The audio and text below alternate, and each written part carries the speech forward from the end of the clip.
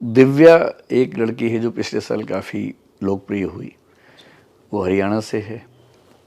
कमज़ोर स्थितियाँ उसने देखी हैं, बहुत मुश्किल हालात देखे हैं। उसकी उम्र बहुत कम है, आज वो शायद 23 साल की है। पिछले साल जब उसका पहली बार सिलेक्शन हुआ, उसके घर में ये कि उसके पिताजी नहीं हैं तो उसकी मम्मी हैं, वो अकेली उनकी बेटी है। तो उन हालात में रह के तैयारी करना बड़ा मुश्किल होता है और उसने पहले ही अटेम्प्ट में पिछली बार IPS का पद हासिल किया और इस साल सेकेंड अटेम्प्ट में वो 23 की उम्र में IAS बन गई है। पिछले साल रिज़ल्ट 24 तक पहुंचा था। इस साल हमने अपने आप से एक वायदा किया था कि इसको 50 तक लेके जाएं और मैंने पिछले 6 महीने में कई जगह ये बात कही कि हम 50 की कोशिश कर रहे हैं और मुझे कहने में बहुत खुशी है कि इस साल हमारे यहाँ से हिंदी मीडियम से 54 बच्चों का सिलेक्शन हुआ है जो पूरी तरह से हिंदी मीडियम के बच्चे हैं। 54 बच्चे? जी 54। वो एक ही संस्थान से या पूरे हिंदी मीडियम से? मतलब आपके संस्थान से हैं या फिर? ये 54 वो हैं जो हमारे साथ मेंटरशिप में थे, दृष्टि में ही। ऐसा हो सकता है कि इनमें से किसी बच्चे ने कोई कोर्स किसी और से पहले कर रखा हो, लेकिन मेंटरशिप जो हमारा मेन प्रोजेक्ट है रिजल्ट सुधारने का, उसमें ये बच्चे रहे हैं हमारे साथ। और 2-3 को छोड़ दूँ इनमें से तो बाकी सब वो हैं जो 24x7 यानी कि रात दिन हमारे साथ रह के मेहनत करने वाले बच्चे हैं। और हमने पिछले 1 साल में इनके साथ, मतलब जितनी मेहनत उन बच्चों ने की उतनी हमारी टीम ने ही मेहनत की साथ में। ये वो बच्चे हैं। मेरे ख्याल से हिंदी माध्यम में अगर होंगे तो शायद 2-4 लोग और होंगे जो हमारे यहाँ नहीं रहे होंगे। तो अगर 54 यहाँ से हैं तो आप मान सकते हैं कि 55 से 60 के बीच में कुल रिजल्ट हिंदी माध्यम का इस साल रहा होगा। तब तो आज तो खूब मिठाई चली होगी।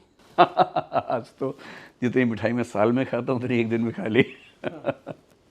कैसे क्या रहा? बच्चे जब आपके पास रिजल्ट आया, हाँ तो बच्चों का रिएक्शन क्या था? आपके पास बहुत सारे बच्चे मिलने आए होंगे। हाँ, मैं उस समय क्लास ले रहा था। मेरी अभी क्लासेस चल रही हैं, लंबी क्लासेस चल रही हैं आजकल। तो रिज़ल्ट आने के करीब आधे घंटे बाद क्लास के अंदर ही कुछ बच्चे जो सफल हुए थे आए। पहले एक बच्ची आई, वो काफ़ी बुरे दौर से गुजर रही थी पिछले 2 साल से। MBBS है, वो डॉक्टर है। उसे एक तरह से ज़बरदस्ती हम लोगों ने ये कह के कि एग्ज़ाम देना है दिलवाया था इस बार। फिर खूब मेहनत की उसके साथ। उसे भरोसा कम था लेकिन हमें था कि सिलेक्शन होगा। सिलेक्शन उसका हो गया। पहले वो आई क्लास के अंदर ही, तो बहुत सारे बच्चे थे, उसने बात भी की बच्चों से। फिर 5-6 बच्चे वहाँ आसपास थे तो वो सब आ गए, वो सब भी क्लास के अंदर आए। क्लास में बहुत सारे बच्चे से उन सबसे बात की। फिर मैंने क्लास थोड़ा जल्दी छोड़ दी।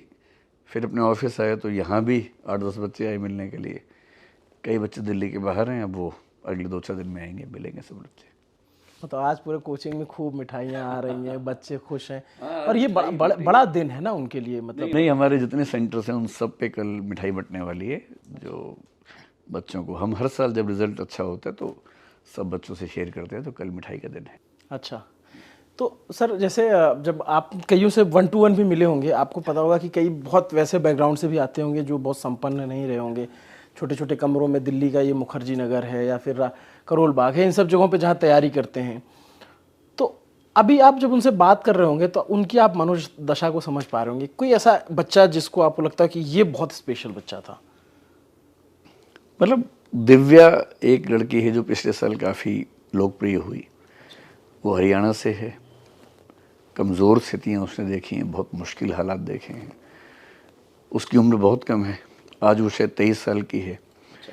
पिछले साल जब उसका पहली बार सिलेक्शन हुआ, उसके घर में ये कि उसके पिताजी नहीं हैं तो उसकी मम्मी हैं, वो अकेली उनकी बेटी है। तो उन हालात में रह के तैयारी करना बड़ा मुश्किल होता है और उसने पहले ही अटेम्प्ट में पिछली बार IPS का पद हासिल किया और इस साल सेकेंड अटेम्प्ट में वो 23 की उम्र में IAS बन गई है। जिसका मतलब है कि शायद आज से 35 साल बाद देश की कैबिनेट सेक्रेटरी या किसी राज्य की चीफ सेक्रेटरी वो होगी, अगर उसका मतलब वर्क अपने हिसाब से ठीक रहता है। तो ऐसे बच्चे जो इतने स्ट्रगल के बैकग्राउंड से आते हैं, जब वो सफल होते हैं तो देख के अच्छा लगता है। और ऐसे बहुत सारे बच्चे हैं जो दिल्ली आके पढ़ना चाहते हैं, नहीं पढ़ पाते। 2 साल पहले कोविड के दौर में हमने एक स्कीम शुरू की थी हिंदी माध्यम की स्थिति बेहतर करने के लिए। अस्मिता उसको हम कहते हैं। क्या है सर ये? उसका नाम भी अस्मिता, भाषाई अस्मिता के रूप में रखा था हमने। अच्छा। पूरे भारत के हिंदी माध्यम के वो बच्चे जो कम से कम एक बार प्रीलिम्स निकाल चुके हैं IAS का, या स्टेट पीसीएस का, वो एलिजिबल होते हैं। हम उनका टेस्ट लेते हैं, रिगरस टेस्ट लेते हैं, फिर सिलेक्ट करते हैं। पहले बैच में हमने 30 बच्चे सिलेक्ट किए, दूसरा बैच अभी कुछ दिन पहले आया, उसमें भी 30 बच्चे सिलेक्ट किए। ये 60 बच्चे वो हैं जिनका दिल्ली में रहने का, खाने का, पढ़ने का सारा खर्चा हम उठाते हैं। कहीं से भी हो सकते हैं? कहीं से भी हो सकते हैं, उनकी सारी क्लासेस फ्री होती हैं, उनकी मेंटरशिप फ्री होती है।